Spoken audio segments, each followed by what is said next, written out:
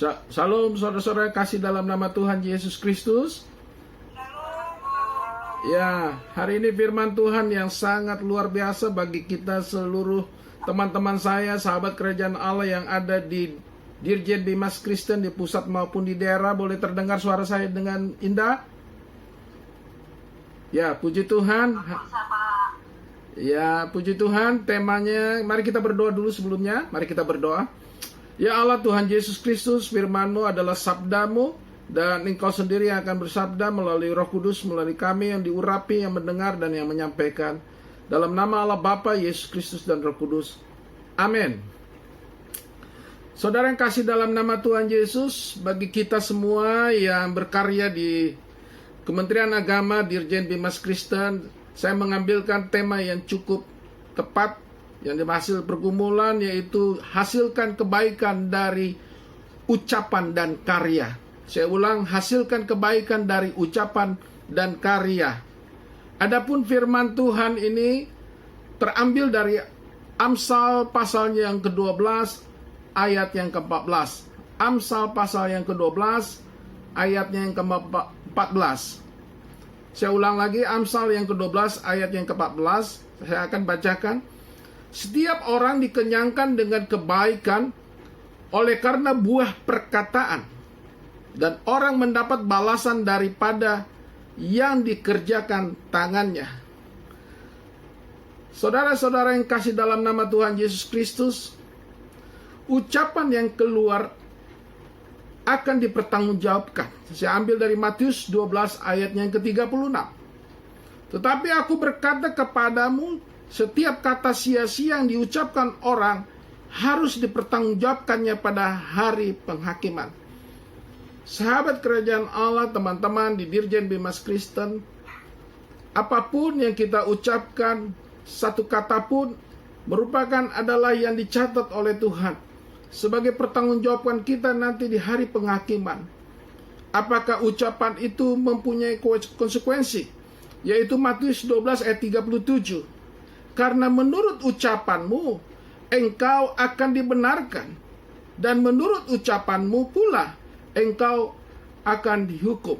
Saudara yang kasih dalam nama Yesus, memang mulut ini atau lidah tidak bertulang, tetapi lidah ini pun bisa membuat kita dihukum kalau kita salah atau tidak benar mengucapkan kata-kata.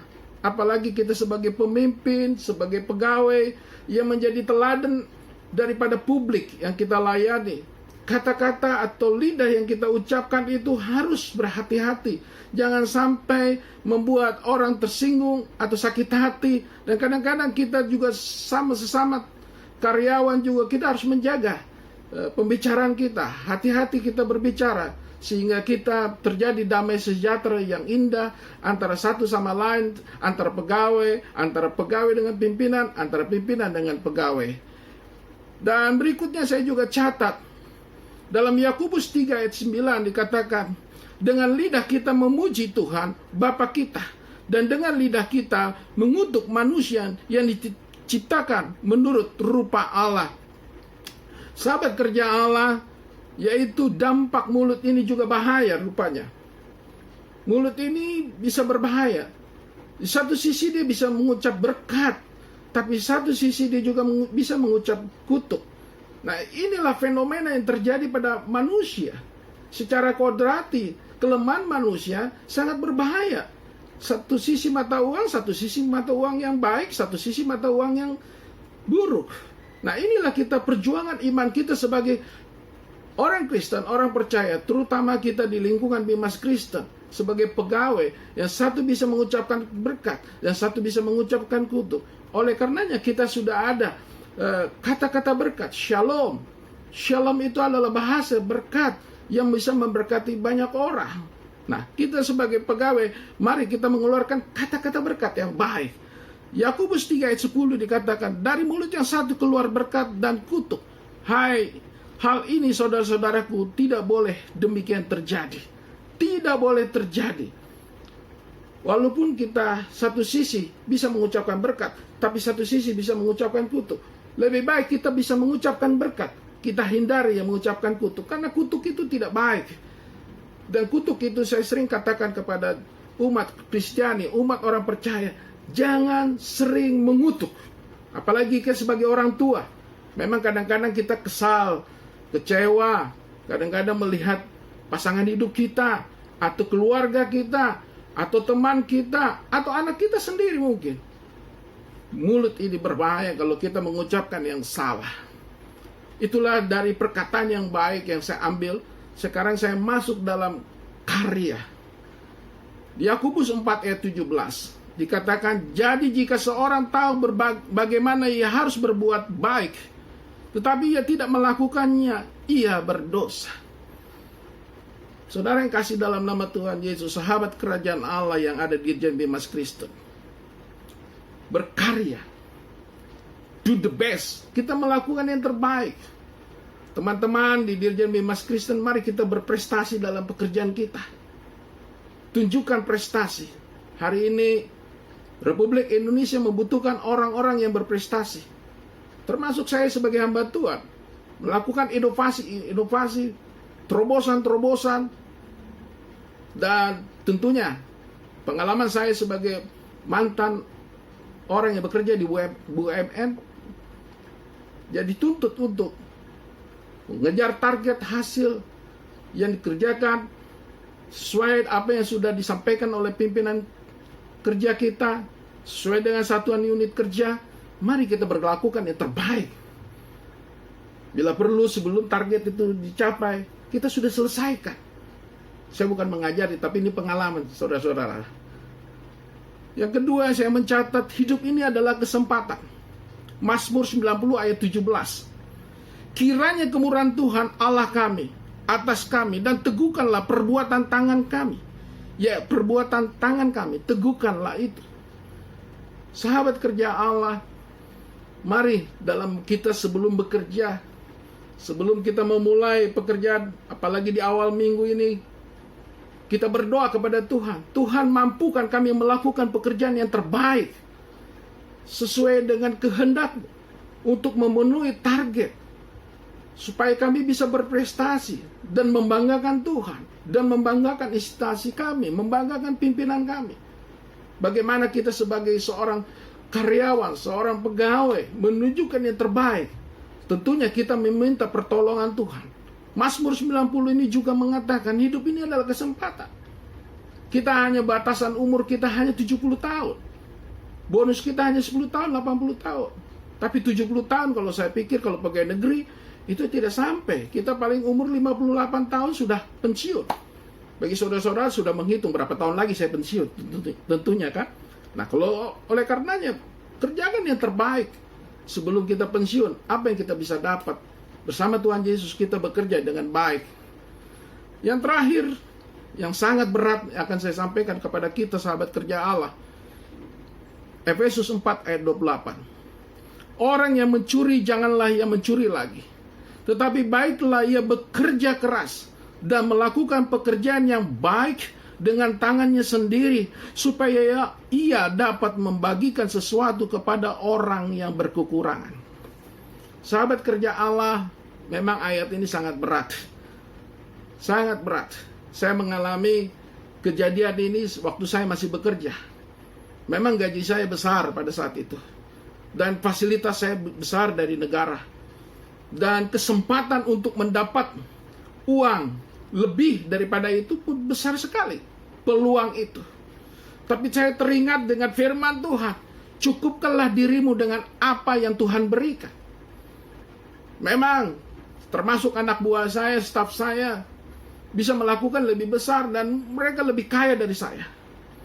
Tapi puji Tuhan, saya melakukan dan saya tidak mencuri uang pemerintah. Memang kesempatan itu banyak sekali. Kebetulan Bapak Presiden pada saat itu mempercayakan pekerjaan yang besar kepada saya. Dan saya melakukan yang terbaik. Pada saat itu saya mendapat promosi untuk naik dalam level yang lebih tinggi lagi. Akibat saya tidak mencuri pada saat itu. Dan saya melakukan terobosan-terobosan. Saya teringat pada saat itu kesaksian, saya bisa melakukan swasembada pangan pada saat itu. Kami bisa melakukan yang terbaik bagi negara. Saudara yang kasih dalam nama Yesus, Memang berat. Kesempatan itu, peluang, godaan begitu besar bagi saya pada saat itu. Jangan mencuri. Saya ingat, dan saya melihat anak saya pada saat itu masih kecil-kecil. Dan saya teringat dengan pendeta saya pada saat itu. Jangan kau berikan anakmu dengan uang haram. Puji Tuhan, puji Tuhan. Dari mulai kecil anak saya diberkati Tuhan dan mendapat beasiswa dari mulai TK sampai mereka kuliah. Puji Tuhan. Dan Tuhan memberkati saya. Kita tidak mencuri dan bekerja keras. Itu yang tadi saya saksikan. Kita sebagai anak Tuhan, pada hari ini saya teringat dengan mantan Menteri Muda Pertanian, Bapak Bungaran Seranggi. Dia mengingatkan saya, anakku Johan, engkau harus bekerja keras. Kau harus berinovasi bagi kehidupan di dunia ini, sehingga Tuhan bangga denganmu. Dan saya pada saat itu sebagai anak muda, bekerja keras. Tentunya membuahkan hasil, tentunya pasti Tuhan memberkati bagi orang-orang yang mau bekerja keras. Dan yang terakhir dikatakan, supaya ia dapat membagikan sesuatu kepada orang yang berkekurangan. Nah ini, kita harus punya kasih. Jika kita diberkati dari tangan kita diberkati dari karya kita, hasilkan kebaikan dari ucapan dan karya. Kebaikan itu kita tunjukkan kepada banyak orang.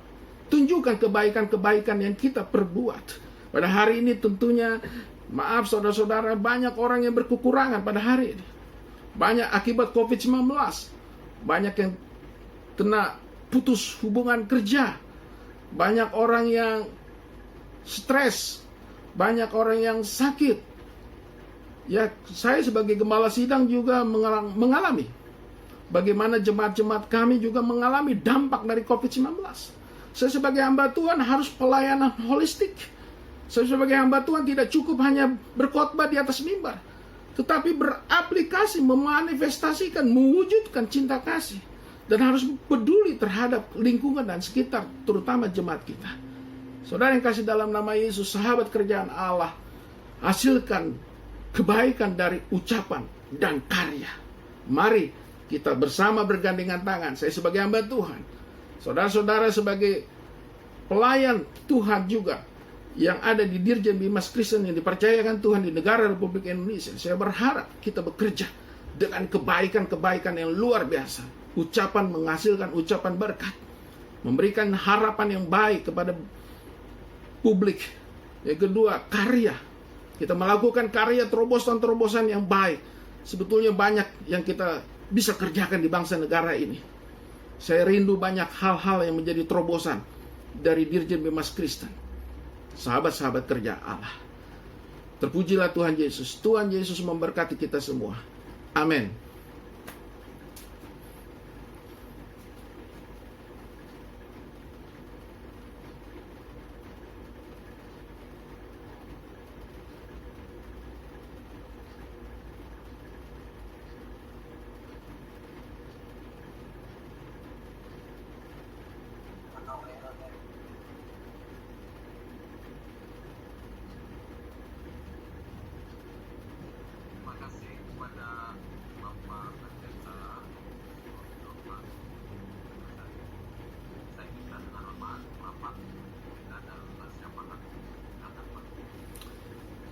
Ya Tuhan Allah kami, Yesus Kristus yang hidup dan berkuasa, firman Tuhan sudah ditabur Tuhan.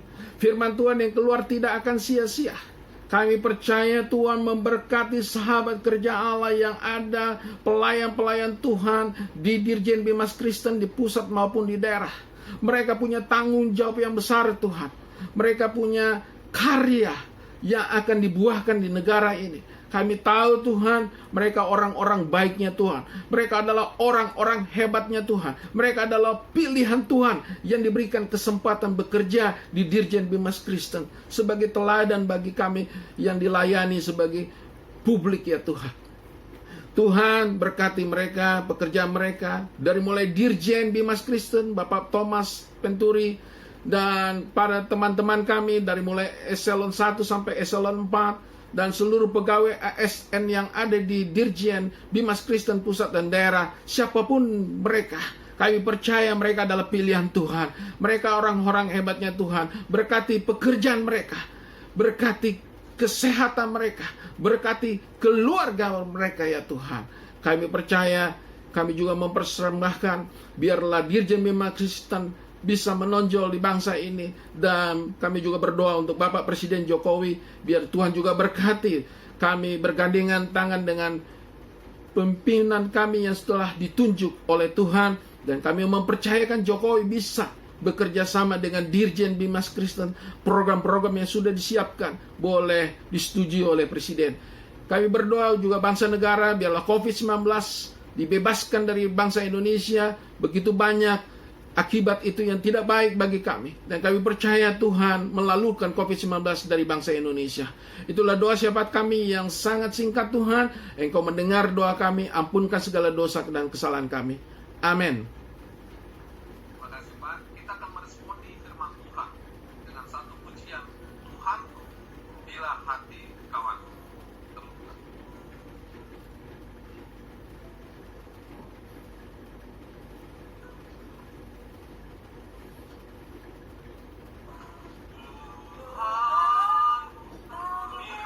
Hati kawanku, engkau